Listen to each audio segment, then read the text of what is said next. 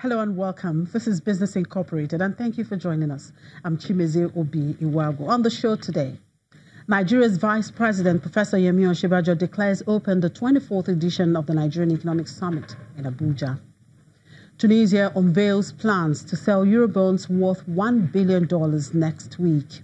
And a Pan-African banking firm, Ora Group, to raise $101 million via the largest ever IPO on the Abidjan Stock Exchange. Well, let's get the show started now with the intraday numbers coming from the markets, beginning from home in Nigeria, where the main index is tilting towards a bright start to the week with a 0.18% rise. In South Africa, the index is also in the green at intraday, while Egypt is down 0.88%. The Kenyan Bourse closed 1.11% higher on Friday. And in the Middle East, the Saudi stock market is feeling the heat caused by Jamal Khashoggi's death as foreigners are dumping Saudi stocks like never before. The Tadawul index was down a whopping 3.19% at intraday. All the other markets in the Gulf region are largely positive at intraday today, with a Qatar index taking the lead with a 1.18% jump. The Abu Dhabi index was up 0.27%, while the Dubai index was also 0.44% in the green at about midday Nigerian time. And in Europe, shares traded higher in early trade as investors focused on earnings and sentiment bounced back after last week's losses. Let's talk to Paul Christian Breeze, my colleague at the Frankfurt Stock Exchange, for more stories making the rounds in Europe. Hello, Paul. Good afternoon. Good to see you again. Good day. Right. Now, Moody's has downgraded Italy to one level above junk rate following the government's plans for increased deficit spending. But markets in Europe and even Italy are up. How is that possible? Yes, the Borsa Milano was up quite high this morning. Also, the Italian 10-year bonds, the crisis gauge for the past couple of weeks, they were also up. And even banks, which have been battered in this crisis, were up positive.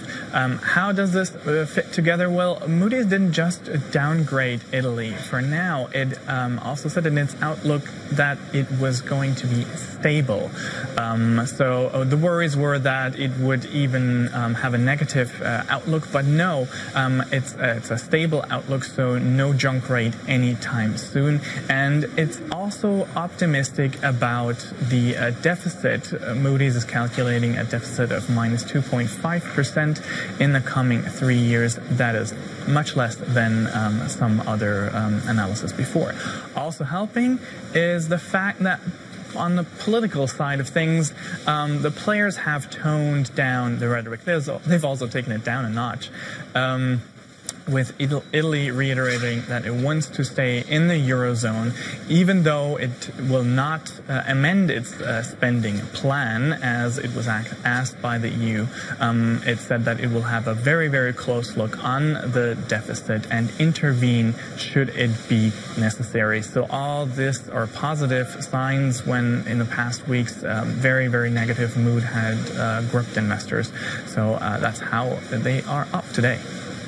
Right, and after the death of Saudi journalist Jamal Khashoggi, German Chancellor Angela Merkel is reconsidering arms sales to the country, and the political pressure is rising on companies to retreat from business relations with Saudi Arabia. How do you see this playing out? What can you tell us more? Yes, Angela Merkel said she supports a freeze of arms trade for Germany, and other German politicians have called not just for a German stop, but for a joined European answer. In Canada, Justin Trudeau has also said that the country might freeze a multi-billion-dollar defense contract with the country, actually. And there's been quite some pressure on businesses to stay away, stay put from a business conference starting in Tuesday in Riyadh. Lots of German companies have already pulled out. Only last Friday, Deutsche Bank CEO Christian Sewing pulled out. And only about 5 minutes ago, the CEO of Siemens, Joe Kaeser, also tweeted that he was not going. He faced a lot of backlash, a lot of political pressure. Because he said just a few days ago that if we skip communicating with countries where people are missing, I can just stay home because I cannot talk to anybody anymore. So that was a difficult decision back when it wasn't clear whether the journalist was dead yet. Now it's been made, and that is putting more pressure on Saudi Arabia's business relations, of course. All right, well, let's look at what's happening in the aviation industry. Big European airlines, Ryanair and Air France, are signaling an end of an industrial action that's been the cause of cancellations and delays. What's the latest with all of these?